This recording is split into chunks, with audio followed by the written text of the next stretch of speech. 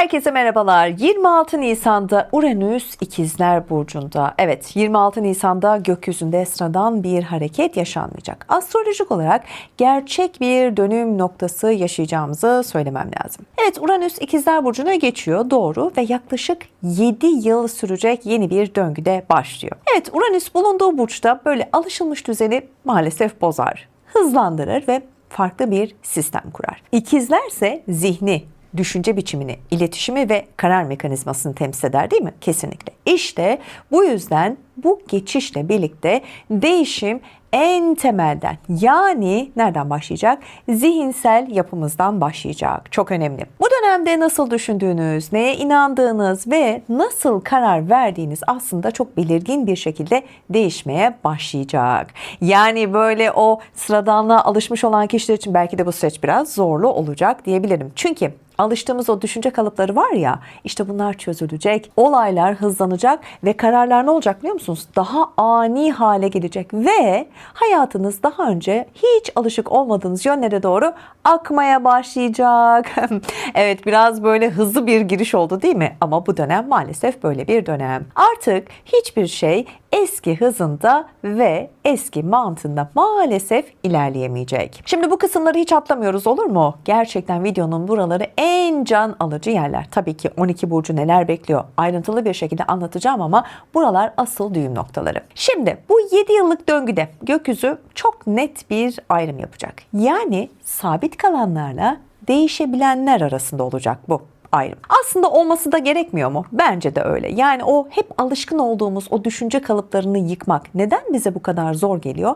İşte neden olduğunu, neler yapmamız gerektiğini zaten bu kısımda ve bu videoda çok net bir şekilde, hatta bu süreçte daha iyi anlayacağız. Şimdi ne dedik? Bu 7 yıllık döngüde gökyüzü çok net ayrım yapacak. Sabit kalanlarla değişebilenler arasında. Uranüs doğası gereği böyle durağan olanı sarsar. Hareket edeni de ne yapar biliyor musun? Kösteklemez, destekler. İşte bu yüzden değişime gerçekten açıksan, bak bu dönemi o kadar güzel fırsata çevirebilirsin ki, eski alışkanlıklarına ama sıkı sıkıya tutunursan ve öyle tipler varsa maalesef bu süreci daha zorlayıcı yaşayabileceksiniz. Ancak bu geçişin bir diğer önemli tarafı da ne biliyor musunuz? Bilgi ve algı alanında yaratacağı karmaşa olacak. Gökçe Hanım, kafamız karıştı şimdi, ne demek bu? Şimdi sakin. İkizler Burcu biliyorsunuz bilgi akışı ile ilgilidir ve Uranüs bu alanı hızlandıracak, değil mi? Evet. Doğruyla yanlış arasındaki sınır zaman zaman bulanıklaşacak. Yani aslında hani size doğru gelen yanlış, yanlış gelen de doğru. Bunu mu anlıyoruz? Bekle, bekle. Yani duyduğun her bilginin güvenilir olmayacağını, gördüğün her şeyin de gerçeği yansıtmayacağını anlayacağın bir süreçteyiz. Taşlar yerine oturuyor mu? Yani yavaş yavaş. Acele yok. Bu yüzden bu dönemde en kritik konu bilgiye ulaşmak değil, bilgiye ulaşabileceğiz. Konu bu değil. Ne biliyor musunuz?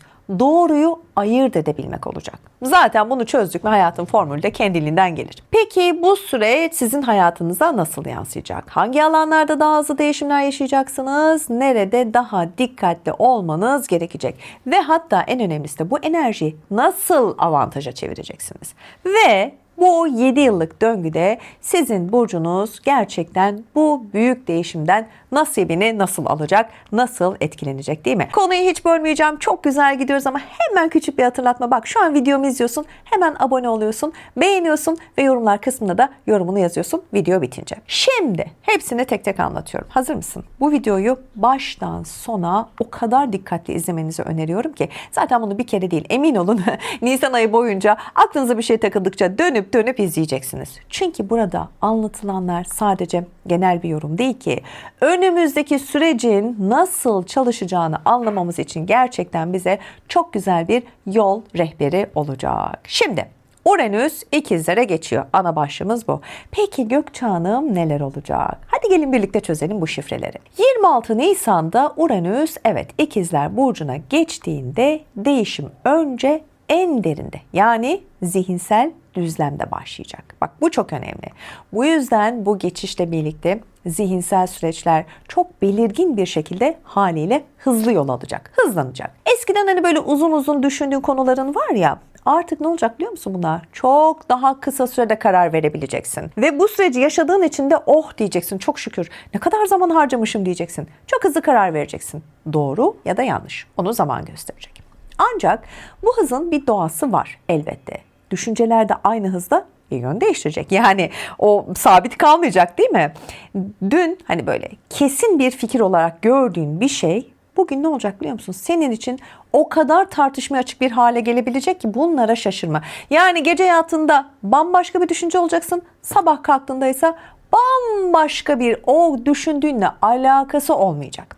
İşte bu etki doğru kullanıldığında, çiz, altını çiz. Bu etki doğru kullanıldığında çok hızlı farkındalık ve fırsat getirir sana. Ama kontrolsüz olursan, kararsız kalırsan zihnin haliyle ne olur? İşte o bulanıklığı yaşarsın, dağınıklık olur. Yani toparlayamazsın. Bu değişim hayatına tabii ki nasıl yansıyacak? Şunu bir kere ki en başta söylemek lazım, netleştirmek gerekir. 7 yıl dedik ya, şimdi bu 7 yıl boyunca eyvah Gökçe Hanım yani sürekli böyle bir baskı mı, sürekli bir olumsuzluk mu yaşayacağız? Haliyle tabii ki değil. Uranüs kısıtlayan bir gezegen değil. Bunu da bilmek lazım. Uranüs kısıtlayan bir gezegen değil. Aksine bulunduğu alanda sana esneklik payı, hareket payı bırakıyor. Anladın mı? Böyle bir enerjisi var. Tabii ki bu geçiş hayatını bir anda alt üst etmez. Böyle hani bulunduğun yerden seni tepetaklak alt üst edip aşağıya çekmez. Ama ne yapar? Seni zaman içinde böyle farklı bir yöne, hatta daha güzel, belki de daha özgür bir versiyonuna doğru taşır seni. Güzel değil mi? Bence çok güzel. Önce ne yapacaksın? Düşünce biçimini değiştireceksin. Ardından karar alma şeklin zamanla zaten hayatının yönünü o kadar güzel belirleyecek ki. Ya zor bir süreç değil aslında. Ne olduğunu bilirsek, değil mi? Konunun ne olduğunu ve nereye doğru bizi yönlendirdiğini bilirsek işin içinden çok rahatlıkla çıkarız. Hangi burç olursa olsun, genel anlamda söylüyorum. Tabloya genel bakın, ne istediğini zaten size söylüyor. Almanız gerekeni alın. Haliyle de yolunuza mutlu mesut devam edin. Şimdi bu etkiyi en net şekilde iş ve ilişkiler alanında fark edeceksin. Bak direkt konuya girdim. Uzun süredir böyle devam eden bir iş bir noktadan sonra böyle seni gerçekten tatmin etmemeye başlayacak. Bak bunlara şaşırma. Bunları yaşayacaksın. Bu huzursuzluk aslında bir problem gibi görünüyor, değil mi? Senin için böyle görünecek ama problem değil. Sadece bakış açısı değişiyor. Farkındalık geliyor. Seni daha üretken olacağın, daha özgür hissedeceğin böyle bir alana yönlendirmek için bilinçli olarak var. Bunu istiyor ve sen de bunu yapacaksın. Benzer şekilde tabii ki ilişkilerde de daha önce böyle hani tolere ettiğin şeyler yok mu? Olmaz mı? Bir sürüdür. Böyle durumlar artık böyle sana bu süreçte ne olacak biliyor musun? Görmezden geldiğin, o tolere ettiğin, idare ettiğin şeyler ağır gelmeye başlayacak. Şimdi bu da ilişkilerin aslında ya dönüşmesine, yani yeniden bir yapılandırılmasına, dönüşme neden olacak. Ya da doğal olarak böyle sona ermesine neden olabilir. Bak doğal olarak. Kendiliğinden kopuş. Anlatabiliyor muyum? İşte Uranüs burada yıkmak için gelmedi. Daha gerçek ve daha uyumlu olanı ortaya çıkarmak için çalışıyor. Aslında bizim için çalışıyor. Daha ne yapsın bu Uranüs? Şimdi bilgi alanındaki değişim de bu sürecin belki bana göre de aslında en belirleyici başlıklarından biri olmalı. Şimdi İkizler Burcu'nu biliyorsunuz, bilgi akışını temsil eder değil mi? Bu dönemde böyle karşılaşacağın seçenekler, fikirler ve yönler gerçekten ciddi şekilde artacak. Artsın. Ya biz seçelim. Önümüzde bir sürü seçenek olsun değil mi? Biz o mu şu mu diye hayatımıza almaya biz karar verelim. Ancak şimdi bu artış tabii ki güzel ama beraberinde ne getirir? Bir ayıklama gerektirir değil mi? Hani eski varken sen bir sürü yeniyi alabilir misin? Alamazsın. Şöyle düşün, gardırobun giysi dolu, tıka basa. Ama bir sürü de yeni şey aldın. Nasıl yerleştireceksin? Olmaz. Ya modası geçmişte moda olanları vereceksin, ayıklayacaksın. Ya da gerçekten artık o dolabı öyle güzel bir temizleyeceksin ki yenilere yer açacaksın. Hayat da bu şekilde. İşte seçici olursan ilerleyeceksin. Her şeye açık olursan da tabii ki maalesef bu süreçte dağılabilirsin. Bak burada yine denge çok önemli. Seçici olacaksın, karar vereceksin. Neyi hayatına alman gerekiyorsa tabii ki al ama kurtulacaklarını da iyi seç, iyi değerlendir. Yoksa maalesef bu süreçte dağılırsın, toparlanamazsın. Şimdi iletişim ve ilişkilerde tabii ki çok önemli. Bu konuda da hızlanma oldukça haliyle belirgin olacak. İnsanlarla böyle bağlantı kurma sürecin evet bu süreçte daha öncekine göre daha da hızlanacak. Yakınlaşmalar böyle daha kısa sürede gerçekleşecek. Hani eskiden böyle bir zaman tanıma süreci olurdu. Şimdi öyle değil. Direkt böyle o kısa süre içerisinde netleşebilecek. Şimdi bu doğru kişilerle tabii ki bir araya geldiğinde hayatına güçlü bir ivme kazandırır, değil mi? O doğru kişi ise hızlı bir şekilde yol alırsın. Adı konur, ciddi olur, flört olur, arkadaşlık olur, sevgili olur vesaire vesaire. Ama doğru kişiyle. Yine buradaki aynı hızı uygunsuz, uyumsuz o bağlar vardır ya, işte hızlı şekilde de çözülmesine de neden olacağını da söylemem lazım. Yani olumluyu da aslında senin için destekliyor. Olumsuzu da destekliyor da işte o olumsuzluğu sen fark edeceksin. Şimdi maddi konulara da bakalım. Baskıdan çok aslında böyle bir sistem değişikliği söz konusu. Bu şekilde özetlemek lazım. Evet, para kazanma biçimi, iş yapış şeklin ve maddi güvenlik anlayışı böyle zamanla dönüşmeye başlayacak. Bu aslında güzel. Daha esnek olacak, biliyor musun? Hatta daha dijital de diyebilirim. Günümüz çağı, tabii ki teknoloji çağındayız. Daha hızlı işleyen sistemler ön plana çıkacak. Hani artık o belki de hani eski demode olmuş ruhlar vardır ya. O anlayış maalesef bu süreçte artık yerini daha esnek, daha dijital, daha hızlı ilerleyen sisteme bırakacak. Aslında güzel. Şimdi bu değişme, bak gerçekten bu videonun bu kısmına kadar anlattıklarımda bu değişime gerçekten açık olursan büyüme potansiyelin olmaz mı? Beynin, ruhun, kalbin hem farkındalığın farkına vardın hem değişime fark ettin. Ne olacak? Daha hızlı büyüme potansiyeli oluşur. Çünkü temelinde vardı zaten senin bu. Bu da seni destekleyecek. Ama eski alışkanlıklarına maalesef hem şikayet edersin hem de onlara böyle sıkı sıkı bağlı kalırsın ya. İşte bunu yaşarsan o zaman ben sana ne diyeyim? Haliyle zorlanan tarafta kalırsın. Hadi stabil bir hayatın olur. Bunu istiyorsan tercih senin. Ve bence en kritik nokta ne biliyor musunuz? Bu etkiler bak 7 yıl boyunca sürekli aynı yoğunlukta çalışmayacak. Bak bu çok önemli. Bu bir baskı döngüsü değil. Döne döne altını çiziyorum. Bir yön değiştirme süreci. Bakış açını, farkındalığını değiştiren bir süreç. Zaman zaman sakinleşirsin, zaman zaman hızlanırsın ama neticede illaki bir şekilde yol alırsın, yön değiştirirsin. Hani böyle geride kalma gibi bir durumun söz konusu olamaz. Hadi toparlayayım şimdi bu kısmı. Evet, Uranüs ikizler geçişi seni aşağı çekmek için, seni demoralize etmek için, seni negatif etmek için değil ki, seni hareket ettirmek için çalışıyor. Bak ne diyor? Artık hadi diyor, harekete geç. Bu süreç doğru bir süreç diyor. Bu sürece gerçekten bedenen, ruhen, kalben uyum sağladığında ne olacak biliyor musun? Bak büyüme kaçınılmaz olacak. Hangi burçtan olursan ol. Bak bu kısım senin için çok önemli. Al bunu hayatına yaşa. Ve tarihe bak şimdi geliyor. 2033 yılına geldiğinde İnşallah o zaman da yaşarız. Hala kanalımız devam ediyor olur. Bu videoyu bir daha analiz ederiz, olur mu? 2033 yılına geldiğimizde inşallah bugün olduğun yerde kalmadığını net bir şekilde fark edeceksin. İnşallah benim de kanalım böyle milyonlara ulaşır, değil mi? Evet, şimdi asıl can alıcı soruya gelelim mi? Bence gelelim. Bu 7 yıllık Uranüs ikizler döngüsü senin hayatında nerede çalışacak? Evet, şimdi hepimiz çok merak ediyoruz. Ben de merak ediyorum tabii ki. Yani bu videoyu hazırlarken çalışmalarım sonucunda ben de merak ettim. Acaba ne olacak? Eşim, ben. Tabii ki sevdiklerim var. Sizin için de geçerli. Çünkü Uranüs doğası böyle kolektiftir. Ama etkisi her bireyde farklı alanda çalışır. Aslında bu da güzel. Şimdi bu geçişi böyle gökyüzünden esen güçlü bir rüzgar gibi düşün. Kimin haritasında böyle ilerletici bir etki yaratacak? Rüzgar değil mi? Kuvvetlidir. Atar seni böyle. Ya da kimi böyle sabit bir noktada kalacak, böyle bir yapıda kalacak. Şimdi buna ayrıntılı bir şekilde bakacağız. Bu dönemin aslında en büyük sınavını da sizlerle paylaşayım. Sabit nitelikte hareket eden ve böyle değişime hani o direnç gösterenler vardır ya, benim babam da öyledir mesela. Teknolojiye acayip derecede soğuktur. Yani o kadar, yani artık bunun kaçışı yok dedikçe ısrarla hayır ben bu kafadayım, ben böyle mutluyum. İşte babam ve babam gibiler.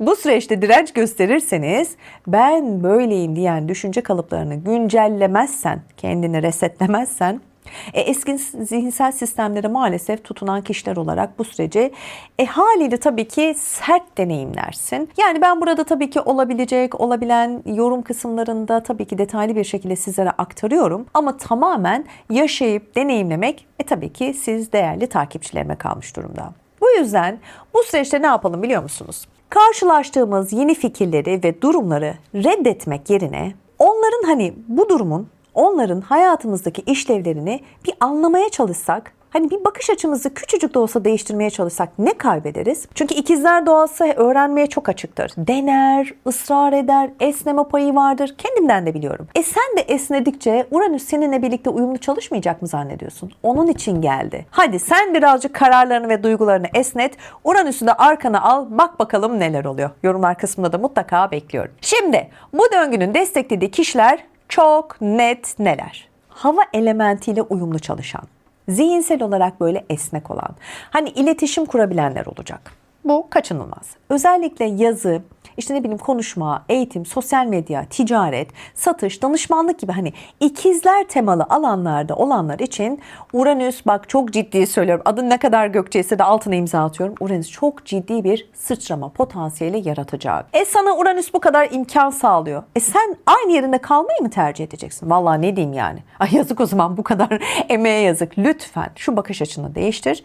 Esneklik olsun hayatında ve bu yeni gelen kararlara bu kadar böyle soğuk bakma, olur mu? Şimdi bu noktada bir ayrım var tabii ki. Hani ikizlerin o gölge yönü de devreye girebilir. Bak bu da yadsınamaz bir gerçek. Hani dağılmak ve yüzeyselleşmek. Bak bizde vardır bu. Biraz dağılabiliriz. İşte bu yüzden ne yapacağız? Her fırsatı böyle gerçek bir fırsat olarak görmeyeceğiz. Birazcık kandırmacı olabilir. Ayırt edebilen, zekasını kullanan, aklını kullanan, tamam mı? Öngörüsü olan, eğer ayırt edebilirse bu süreci, o yükselir. Kimse tutamaz. Her şeye açılan enerji seni de maalesef tüketir. Bak dağılma diyorum sana. Anlatabiliyor muyum? Dağılma.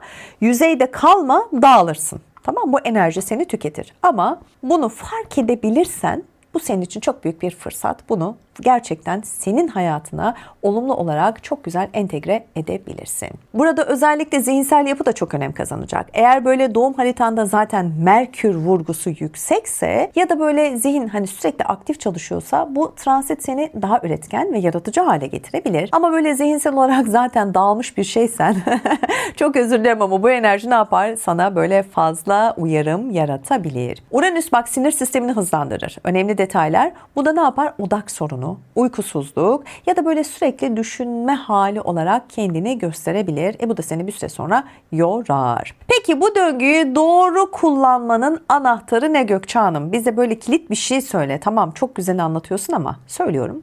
İkizlerin merakı çok fazla. Uranüs'ün farkındalığını birleştirebilmektir. Yani hem açık olacaksın.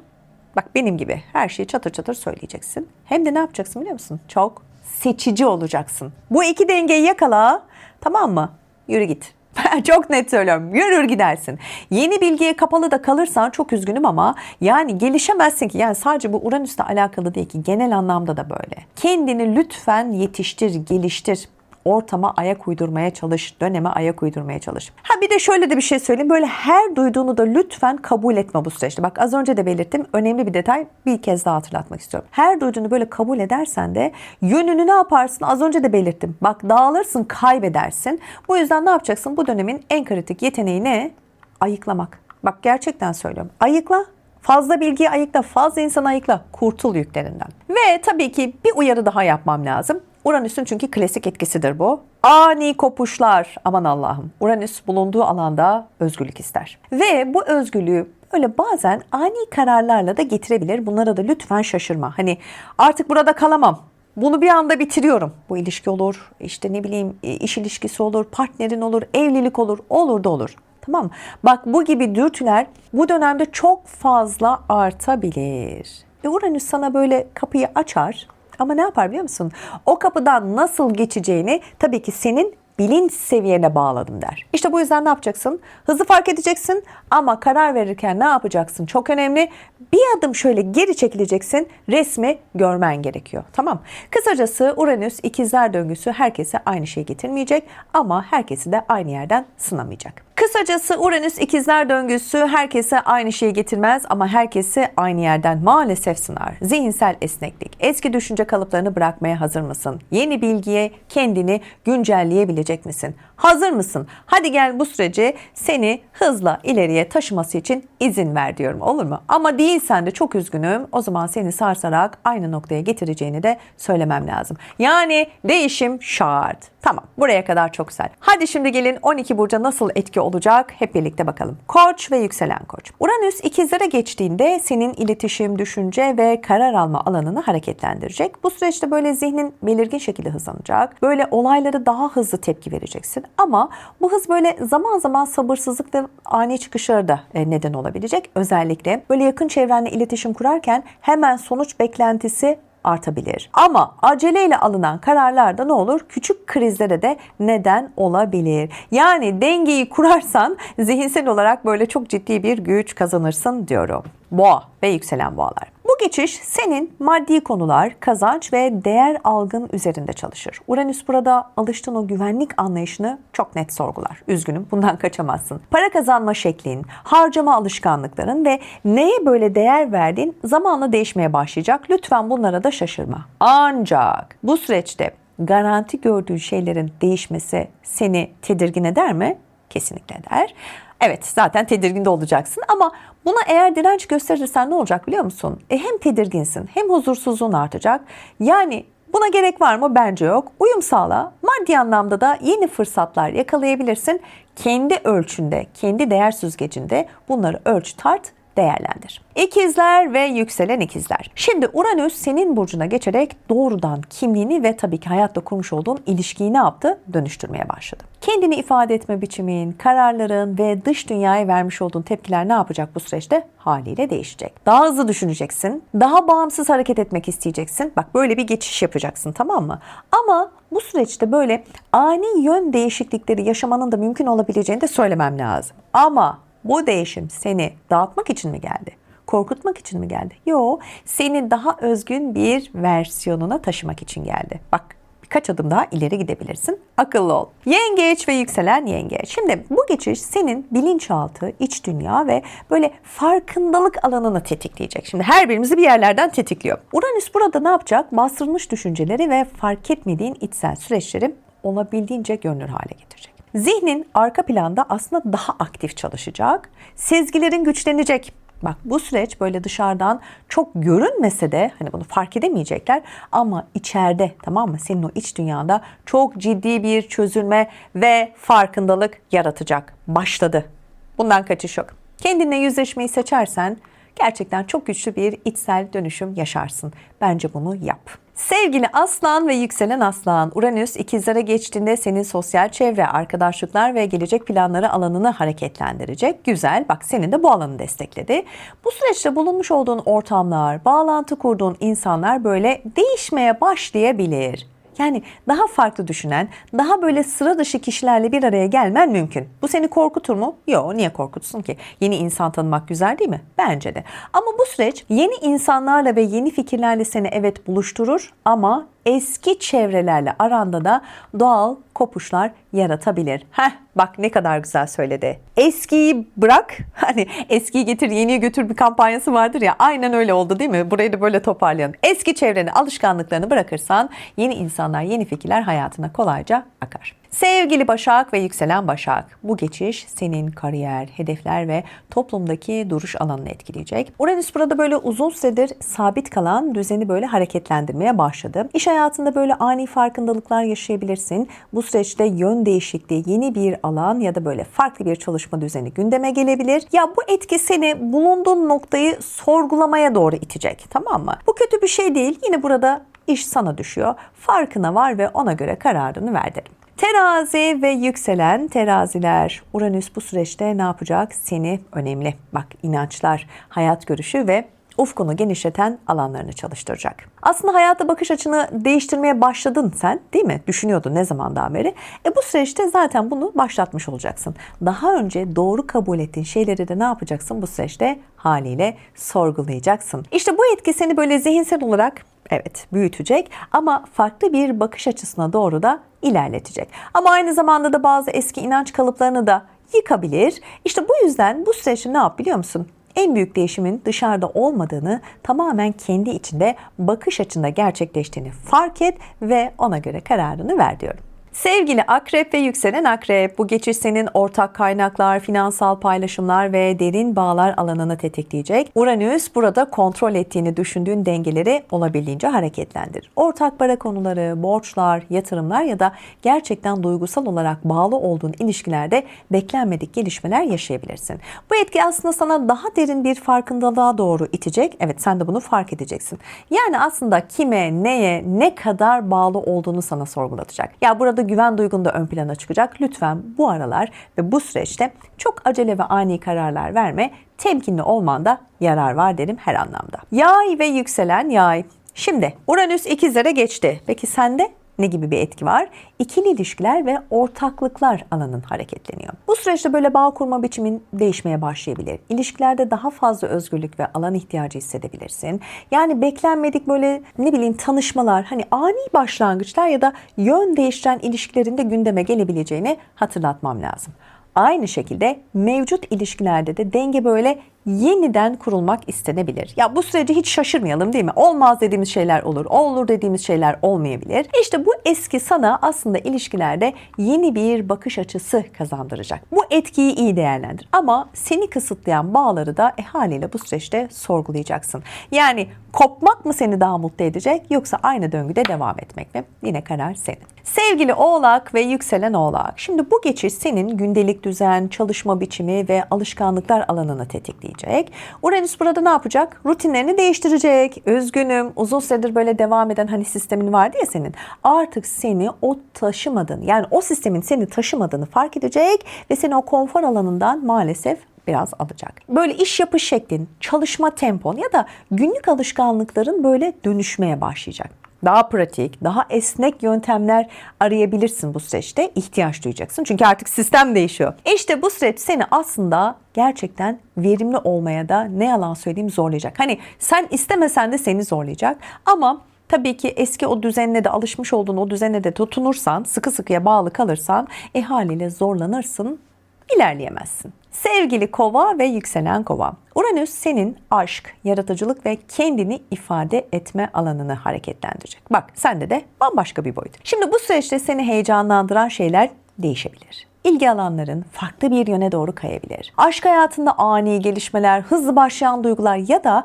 böyle beklenmedik çekimler yaşanabilir. Ne var bunda Gökçe Hanım diyeceksiniz, ne kadar güzel. Tabii ki güzel, ama aynı zamanda da kendini böyle ifade etme biçimin de özgürleşecek. Bak, değişiyorsun.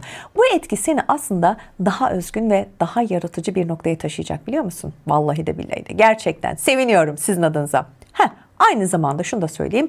İstikrarı zaman zaman zorlayabilecek bir süreçte olduğunu da hatırlatmam lazım. Geldik son olarak sevgili Balık ve yükselen Balık. Bu geçiş senin ev, aile ve içsel güven alanını dönüştürmeye başlayacak. Bak, her bir burçta ne kadar farklı alanlara dokundu, değil mi? Uranüs burada köklerini, aidiyet duygunu sorgulatacak. Bence önemli. Yaşam alanında değişiklikler yaşayabilirsin. Bir taşınma isteğin olabilir ya da aile içindeki dengelerde böyle bir farklılaşma göreceksin. Bak, böyle konular gündeme gelebilir. İçsel olarak da hani şunu sorabilirsin. Nerede huzurluyum? Tamam mı? Bu soru çok belirgin bir halde böyle içten içe sana sorduracak. Bu etki seni daha özgür ve daha böyle sana hani ait bir alan kurmaya itmez mi? Evet. Çünkü huzur ve mutluluk arıyorsun. Ama bunu geçmişe bağlı kaldıkça yaparsan içsel olarak maalesef ilerleme şansın olmaz. O huzursuzluğun içerisinde maalesef boğulur gidersin diyorum. Evet, artık videoyu toparlayalım. Yavaş yavaş sona geliyorum. Kanalıma abone olmayı unutmuyorsunuz. Yorumlar kısmında da değerli yorumlarınızı bekliyorum. Bu anlattıklarım bir anda böyle olup bitmeyecek elbette. Ama bu süreç artık başladı. Bundan da kaçamayız. Önümüzdeki dönemde hayatında hızlanan, değişen ya da böyle seni gerçekten şaşırtan ne varsa aslında bu döngünün bir parçası, değil mi? Bazen hani hiçbir şey olmuyor gibi hissedeceksin. Bunu yaşayabilirsin. Bazen de her şey bir anda değişebilir. Bak, bu iki duyguyu aynı anda yaşayabilirsin. Bu videoyu buraya kadar lütfen bırakma, olur mu? Çünkü bu sürecin seni nasıl etkileyeceğini ne kadar iyi anlarsan o kadar da doğru hareket edeceğini de belirtmem lazım. Eğer bu tarz yorumların devamını istiyorsan videomu beğenmeyi ve dediğim gibi kanalıma abone olmayı unutmuyorsun. Yeni yorumlarda görüşmek üzere. Hoşça kalın, sevgiyle kalın.